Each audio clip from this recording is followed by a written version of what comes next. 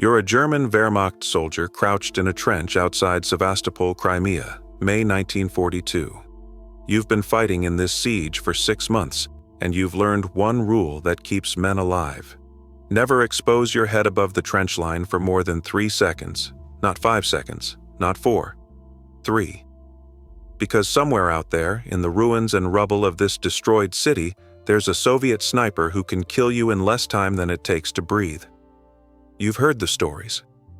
Your officers initially dismissed them as Russian propaganda, tales of a woman sniper who'd killed over 200 German soldiers, who could hit targets at 400 meters, who'd won every sniper duel she'd fought. A woman. The idea seemed absurd. Women weren't snipers. Women didn't kill hundreds of trained German soldiers. Women belonged in factories or hospitals, not on battlefields, hunting men like animals. But then your friend Karl was killed. One shot through the observation slit of a bunker you'd both thought was perfectly concealed. Then Friedrich, your squad's best marksman, died attempting to locate the Soviet sniper everyone was talking about. He'd positioned himself carefully, used proper camouflage, exposed himself for maybe 2 seconds. She got him anyway. One shot. Through the head. 287 meters away in ruins you'd cleared twice and found nothing. The loudspeaker operators tried broadcasting offers to her in Russian. "Lyudmila Pavlichenko, come over to us. We will give you plenty of chocolate and make you a German officer." The next day, another German soldier died, shot through the neck at 350 meters. The message changed to threats. "If we catch you, we will tear you into 309 pieces and scatter them to the winds." 309. The number haunts you. Is it accurate?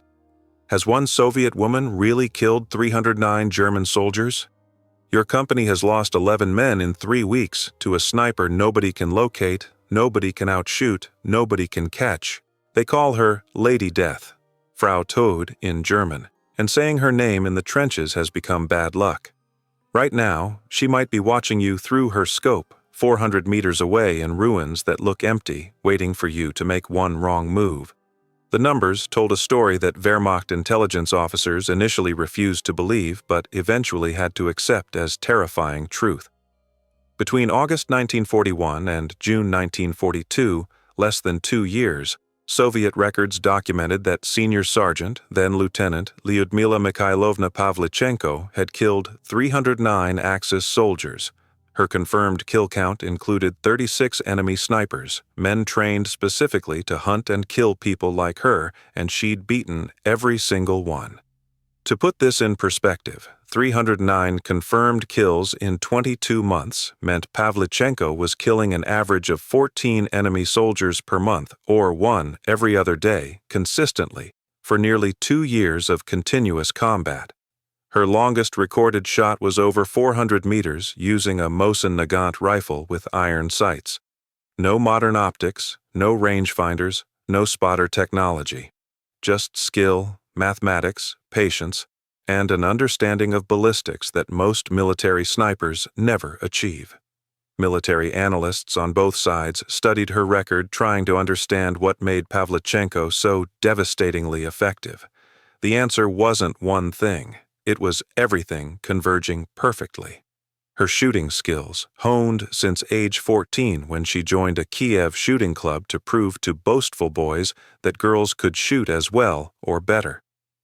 Her patience, documented instances of her remaining motionless in concealment for 15-20 hours, ignoring cold, hunger, thirst, even bodily functions, waiting for a single high-value shot. Her tactical intelligence, she studied German behavior patterns obsessively, learned their habits, predicted their movements, understood their psychology. Her target selection was ruthlessly strategic. She didn't shoot randomly. She prioritized officers, messengers, radio operators, medics treating wounded soldiers in exposed positions, handlers with dogs trained to sniff out snipers, and most importantly, enemy snipers sent to hunt her. Every kill wasn't just one eliminated soldier, it was psychological warfare against dozens who witnessed it, creating paranoia that rippled through entire German units. But perhaps most importantly, She was a woman in an army that trained approximately 2,000 female snipers during the war, and she survived when fewer than 500 of those women lived to see 1945.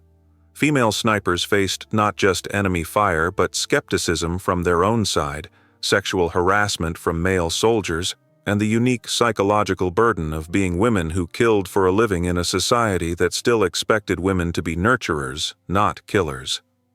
Pavlichenko didn't just survive, she thrived. She became the deadliest female sniper in military history and earned a reputation so fearsome that German soldiers would rather risk military punishment than expose themselves in areas where intelligence suggested she might be operating. Lyudmila Mikhailovna Pavlichenko was born on July 12, 1916, in Bila Tserkva, a village near Kiev, Ukraine, then part of the Russian Empire soon to become the Soviet Union. Her father, Mikhail Belov, was a locksmith who'd served in the Red Army. Her mother worked in a factory. The family was working class, poor but stable, living through the chaos of World War I, the Russian Revolution, and the brutal civil war that followed. Young Lyudmila described herself as a tomboy, competitive, aggressive, refusing to accept that girls should be limited in any way boys weren't. When her family moved to Kiev when she was 14, she encountered that limitation directly. A neighborhood boy was bragging about his shooting achievements at a local Osoaviakim sports club, a Soviet paramilitary organization that trained civilians in military skills including marksmanship, parachuting, and survival techniques. Pavlichenko, never one to tolerate male arrogance, decided to prove she could shoot as well or better. She joined the club and discovered she had natural talent with rifles. Her eyesight was exceptionally sharp. Her hands were steady. Her breathing control was instinctive. Within months, she was outscoring the boys who'd mocked her. By age 15, she'd earned her Voroshilov sharpshooter badge, a Soviet civil decoration and marksmanship certificate that required hitting difficult targets at various distances under timed conditions. But earning a badge wasn't enough for Pavlichenko. She became obsessed with shooting, spending every free moment at ranges, studying ballistics, learning how wind, temperature, humidity, and distance affected bullet trajectory. By 17, she was competing in regional shooting competitions against men twice her age. By 20, while working as a grinder at the Kiev Arsenal factory, a weapons manufacturing facility, she was spending weekends at shooting clubs, refining skills that had become more than a hobby. They'd become an identity. In 1937, at age 21, Pavlichenko enrolled at Kiev University to study history. She was brilliant academically, fascinated by military history, planning a career as a historian or teacher. She married a fellow student. Sources suggest his name was Alexei, though details are scarce. And in 1932, at just 16, she'd already had a son, Rostislav. The marriage didn't last, but her son became the center of her world.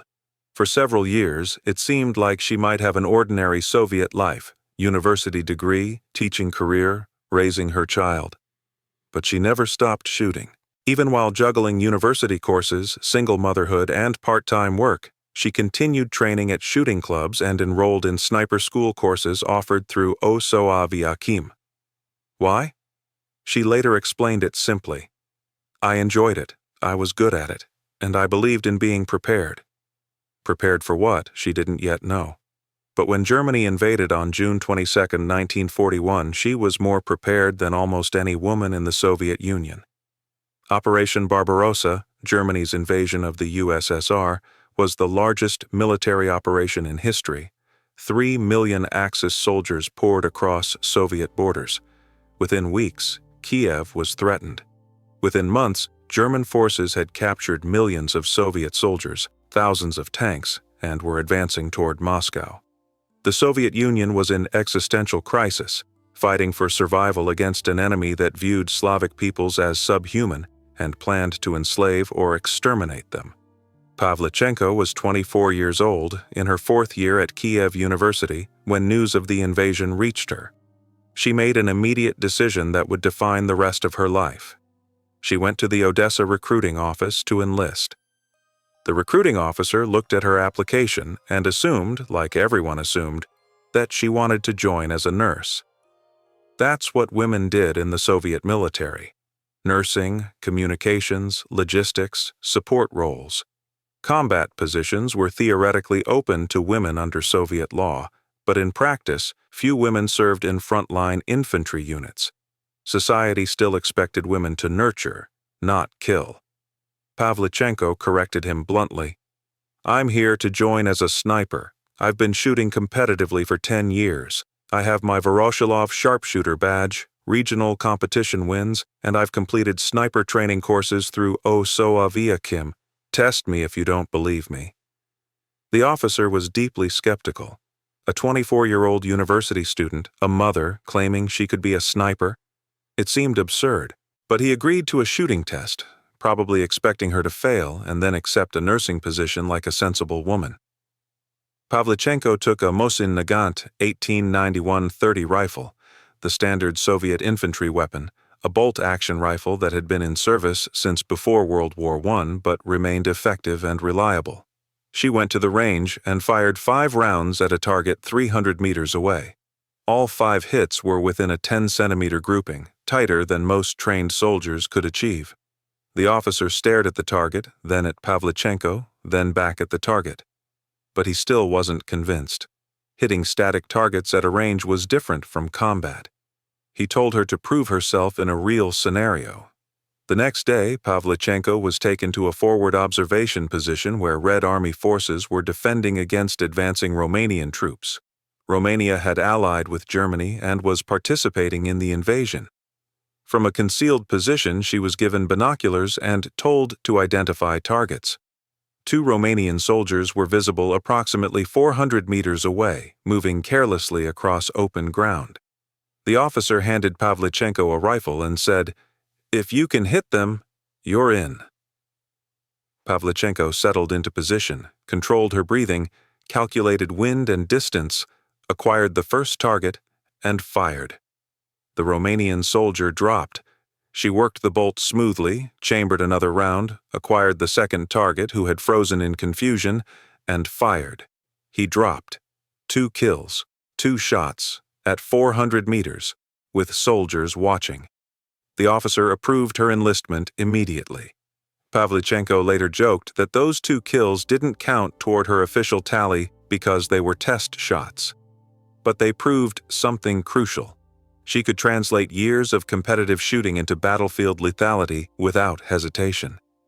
She was officially assigned to the Red Army's 25th Rifle Division as a sniper, one of approximately 2,000 women who would serve in that role during the war. She was issued nothing. The Soviet Union in August 1941 was in desperate crisis. German forces had destroyed much of the Red Army's equipment. Weapons were in short supply. Female soldiers were armed last, if at all, because commanders still doubted women could effectively use weapons. Pavlichenko arrived at the front lines near Belyaevka, outside Odessa, with literally 1 RGD-33 grenade and no rifle. She spent her first day doing what female soldiers were typically assigned to do, digging trenches, carrying supplies, performing manual labor. She watched German positions through binoculars when she could, studying their movements, learning their patterns, waiting for an opportunity. On her second day at the front, a Soviet soldier in her unit was killed by German sniper fire. As he lay dying, he looked at Pavlichenko, this young woman who'd volunteered to fight, and handed her his Mosin Nagant rifle. It was a 1891 model, decades old, worn from use, but functional. It was the last thing he would ever do. Pavlichenko took the rifle, checked it quickly to understand its specific quirks. Every rifle was slightly different, and moved to a concealed position in rubble. She was approximately 400 meters from German lines. She'd trained for years in controlled range environments. This was completely different. Real combat, real targets who would shoot back, real consequences if she missed or revealed her position. Her hands were shaking. Her heart was pounding. She later described feeling terrified, wondering if she could actually pull the trigger to kill another human being. All her training had been against paper targets. These were men. Living, breathing human beings. Could she do this? Two German soldiers emerged from their trench, moving between positions, confident they were far enough from Soviet lines to be relatively safe. They walked upright, rifles slung, talking to each other. Easy targets for someone with Pavlichenko's skills. She steadied her breathing using techniques she'd practiced thousands of times. Inhale slowly.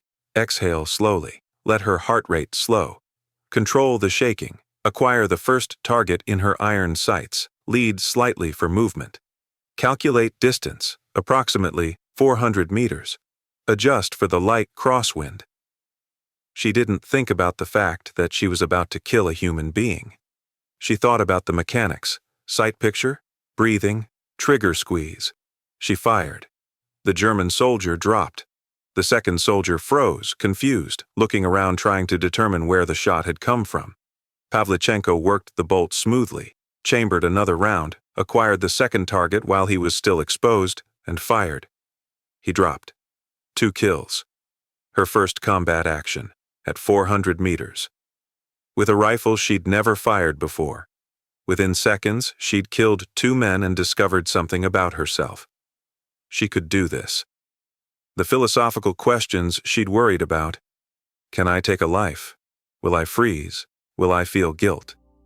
Had been answered. She could. She wouldn't.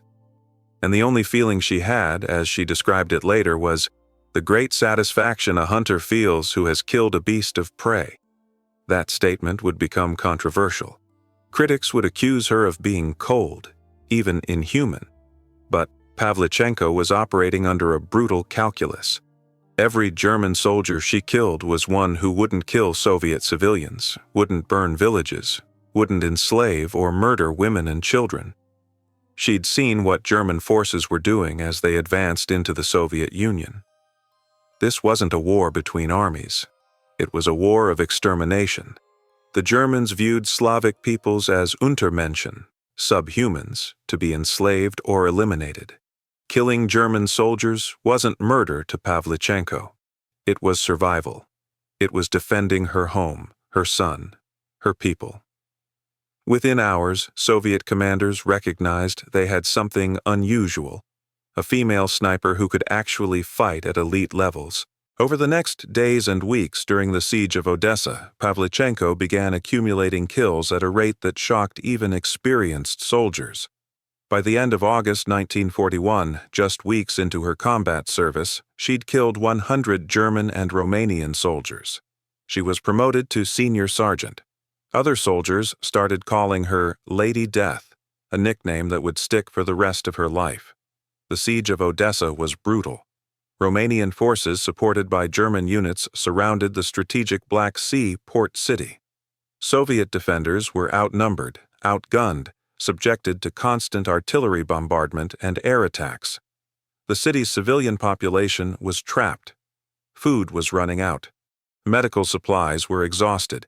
Every day, Soviet forces lost ground, but they fought with desperate ferocity because they knew what defeat meant: massacre. Pavlichenko made the siege significantly more costly for Axis forces. German officers began noticing a disturbing pattern.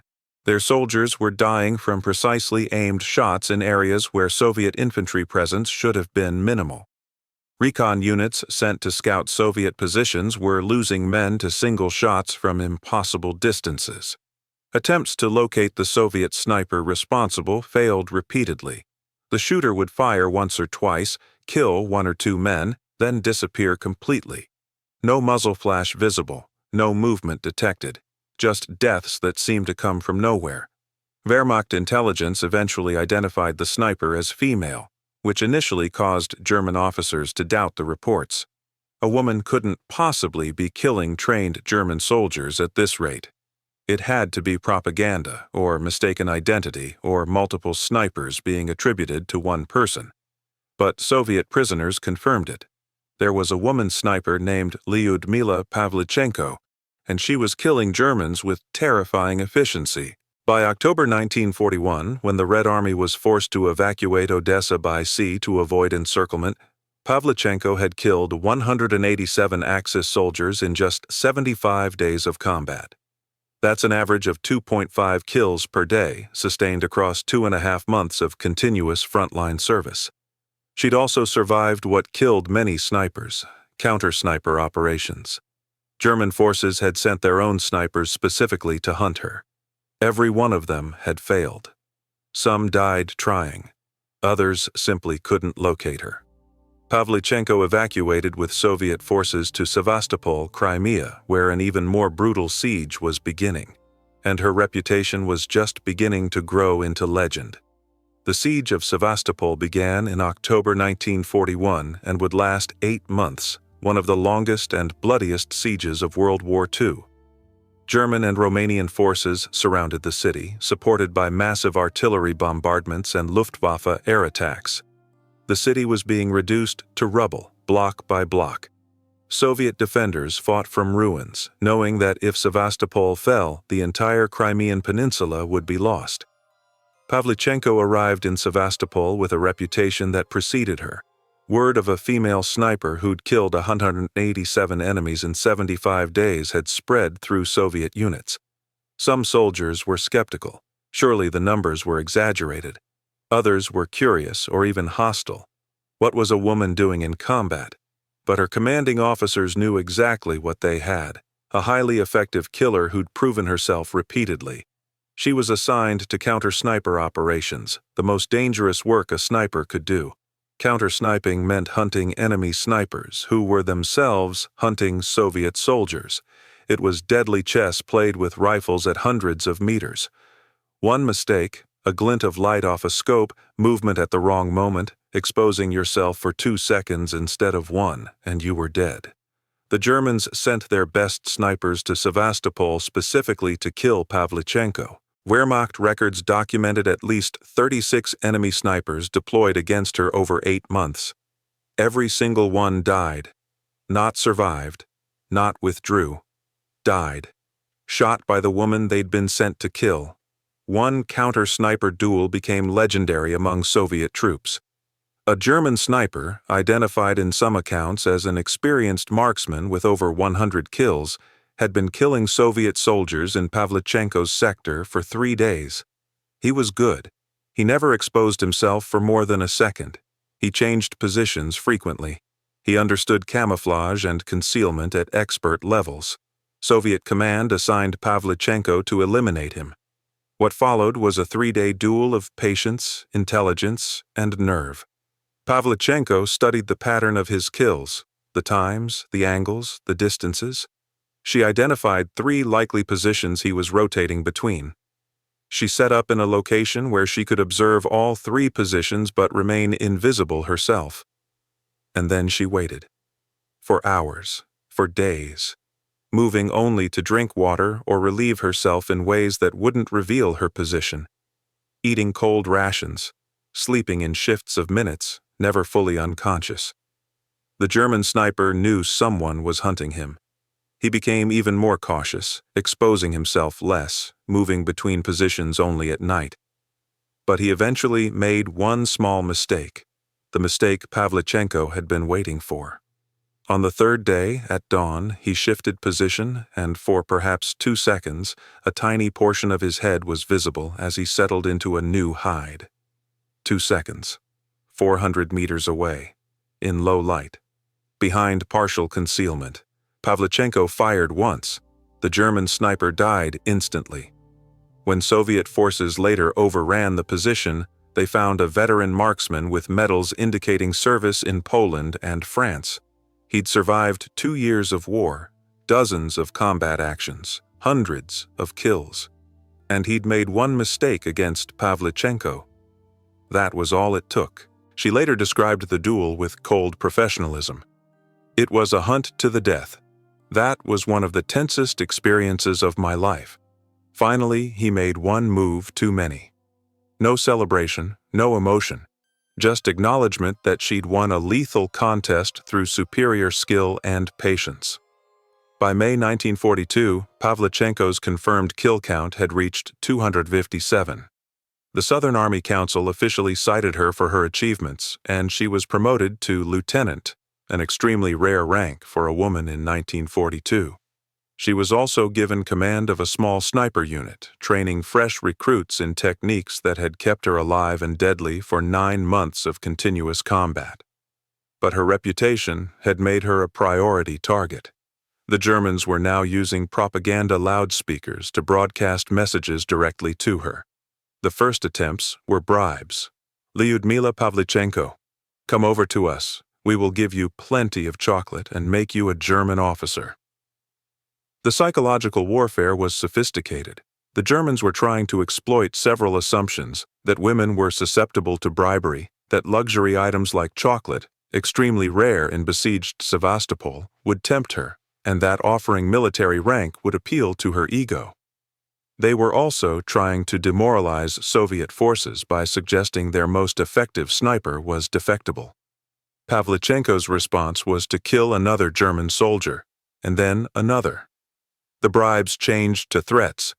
"If we catch you, we will tear you into 309 pieces and scatter them to the winds." The number 309 told her that German intelligence had accurate information about her kill count. They were tracking her specifically, studying her, assigning resources to eliminating her. She later said she was only happy to hear the enemy accurately knew my record. It confirmed she was doing her job effectively. In early June 1942, during one of the massive artillery bombardments that characterized the siege, a German mortar round exploded near Pavlichenko's position. Shrapnel struck her in the face, causing severe wounds that temporarily blinded her and left scars she would carry for the rest of her life. She was evacuated to a field hospital where doctors worked to save her sight and prevent infection. Soviet High Command faced a decision. Pavlichenko had recovered enough to potentially return to combat, but she was now the most famous Soviet sniper, a propaganda asset, and someone whose capture or death would be a significant blow to morale. More pragmatically, she'd trained dozens of other snipers who'd killed hundreds of Germans. Her value as a teacher and symbol might exceed her value as a frontline killer. In late June 1942, barely a month after being wounded, Pavlichenko was evacuated from Sevastopol by submarine, one of the last evacuations before the city fell to German forces on July 9th. Her combat career was over. Final official tally: 309 confirmed kills in less than 12 months of frontline service. She was 25 years old. Pavlichenko was reassigned to propaganda duties. The Soviet Union needed heroes, and a young woman who'd killed over 300 Germans was perfect for building domestic morale and seeking international support. In August 1942, she was sent on an unprecedented diplomatic tour, a speaking tour of the United States, the first Soviet citizen officially welcomed to the U.S. since the 1917 Russian Revolution. American audiences didn't know what to make of her. Here was a 25-year-old Soviet woman, still recovering from facial wounds, who'd killed 309 people, appearing at fundraising events and press conferences. American journalists asked incredibly condescending questions. "Don't you think, Miss Pavlichenko, that the uniform makes you look fat? Why don't Soviet women wear makeup? Do you get to wear high heels?" Pavlichenko's responses became legendary for their bluntness. When asked about makeup, she replied, "There is no rule against it, but who has time to think of her shiny nose when a battle is going on?" When American reporters kept focusing on her appearance instead of her combat record, she finally snapped at one press conference, "Gentlemen, I am 25 years old and I have killed 309 fascist invaders by now. Don't you think, gentlemen, that you have been hiding behind my back for too long?" The rebuke silenced the room and was reported in newspapers nationwide. American audiences began taking her seriously. Her most significant moment came when she met First Lady Eleanor Roosevelt, who invited Pavlichenko to stay at the White House, the first Soviet citizen to do so. Roosevelt and Pavlichenko developed a genuine friendship. Roosevelt admired Pavlichenko's courage and intelligence. Pavlichenko appreciated being treated as an intelligent person rather than a curiosity. Pavlichenko spoke at fundraising rallies across the United States, urging American audiences to support opening a second front in Europe to relieve pressure on the Soviet Union. Her speeches were effective, she didn't talk about communist ideology. She talked about defending her home from invaders who were murdering civilians, burning villages, and committing atrocities. American audiences responded. The rallies helped raise money for Soviet war relief and built public support for American military action in Europe. Folk singer Woody Guthrie was so impressed by Pavlichenko that he wrote a song about her, Miss Pavlichenko. The song celebrated her as a hero fighting fascism, helping to shift American perceptions of Soviet women from propaganda caricatures to real people fighting a real enemy. After her American tour, Pavlichenko returned to the Soviet Union, where she spent the rest of the war training snipers and serving as a propaganda figure. She never returned to combat. Soviet High Command considered her too valuable to risk. By war's end in 1945, snipers she'd personally trained had killed hundreds of German soldiers. Her impact on the war extended far beyond her personal kill count. Post-war life was complicated. Pavlichenko completed her history degree at Kiev University in 1945. She worked for the Soviet Navy's headquarters staff, married twice more, both marriages ended in divorce, and raised her son Rostislav, who became a doctor. She struggled with what we'd now recognize as PTSD, nightmares, difficulty sleeping, psychological wounds that never fully healed. The Soviet government used her for propaganda throughout the Cold War. She was featured in films, books, documentaries. She traveled internationally, speaking about peace and Soviet-American cooperation while Cold War tensions escalated. In some ways, she remained a prisoner of her own legend, forever defined by 9 months of killing, unable to escape being Lady Death even when she wanted to be just Lyudmila, historian and mother. German POWs captured later in the war were sometimes interrogated about Pavlichenko. Their responses reveal the psychological impact she'd had. One captured sniper, interviewed in 1944, said, "We all knew about Lady Death. Some of us didn't believe she was real. We thought she was Soviet propaganda, multiple snipers being attributed to one woman to make us afraid. Others believed and were terrified. I knew snipers who refused assignments to Sevastopol because they'd heard she was there. She killed 36 of our best shooters. Every sniper sent to kill her died. That's not propaganda. That's a hunter who never loses." Another German POW captured at Sevastopol after the siege recalled, "The loudspeaker broadcasts offering her chocolate seemed stupid to us. We'd been fighting Soviet soldiers for months. They weren't motivated by chocolate. They were defending their homes from an enemy that was trying to exterminate them. Offering bribes to someone who'd already killed hundreds of your comrades just proved we didn't understand who we were fighting." Pavlichenko lived until 1974, dying at age 58 from a stroke. Her obituaries in Soviet newspapers celebrated her as a war hero. Western obituaries often focused on her kill count in ways that seemed to miss the context. She'd been fighting to defend her country from an enemy that viewed her people as subhuman and planned to enslave or exterminate them. She wasn't a serial killer. She was a soldier who'd become exceptionally good at her job during a war of national survival. Her legacy is complex. To the Soviet Union and modern Russia, she remains a national hero, proof that Soviet women fought and died alongside men during the Great Patriotic War. To Ukraine, her birthplace, she's a symbol of Ukrainian contributions to defeating Nazism. To military historians, she represents the peak of what could be achieved through training, discipline, and raw talent in an era before modern sniper technology. But perhaps most importantly, she forced the world to confront uncomfortable realities about women and violence. Pavlichenko proved that women could be just as effective as men at the most lethal aspects of warfare. She killed 309 people, confirmed, documented kills. She didn't kill them in self-defense or by accident. She hunted them deliberately, patiently, with premeditation and skill. And she felt no guilt about it because in her context, killing German soldiers was both survival and justice. In a 1942 interview, she was asked how she felt about her kill count. Her answer became one of her most famous quotes. "I am 25 years old, and I have killed 309 fascist occupants by now. Don't you think, gentlemen, that you have been hiding behind my back for too long?" She wasn't boasting. She was pointing out a simple truth. While she'd been fighting and killing to defend her country, many of the men interviewing her had been safe, comfortable, criticizing her appearance and questioning whether women belonged in combat. The German soldiers who called her Lady Death and the Russian bitch from hell weren't being insulting in the way they intended. They were acknowledging that she was the most dangerous enemy they faced, more frightening than tanks, more deadly than artillery, more effective than most male soldiers they fought. She was a ghost who killed from impossible distances and vanished before anyone could locate her. She was a hunter who never missed when it mattered.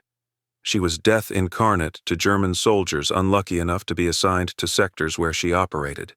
And they never caught her, despite 36 snipers sent to kill her, despite bribes and threats broadcast over loudspeakers, despite German forces capturing Sevastopol and scouring the ruins looking for the legendary sniper. They never caught her because she was better than everyone they sent. She was smarter, more patient, more skilled, and more committed to staying alive. Lyudmila Pavlichenko survived the war, lived 29 more years, and died peacefully in her bed, a fate denied to the 309 men she killed. That's her victory. Not just the kills. The survival. She hunted death for 9 months and walked away alive when 75% of Soviet female snipers didn't. She forced the world's most powerful military to acknowledge a 25-year-old woman as one of their most dangerous enemies. And she never apologized for being good at killing people who were trying to exterminate her nation. 309 confirmed kills, 36 enemy snipers eliminated, less than 12 months of combat. One woman with a rifle, patience, and the skill to turn both into legend. That's the story of Lyudmila Mikhailovna Pavlichenko, history's deadliest female sniper, the soldier German POWs feared more than almost any other enemy, and the woman they called Lady Death but never caught.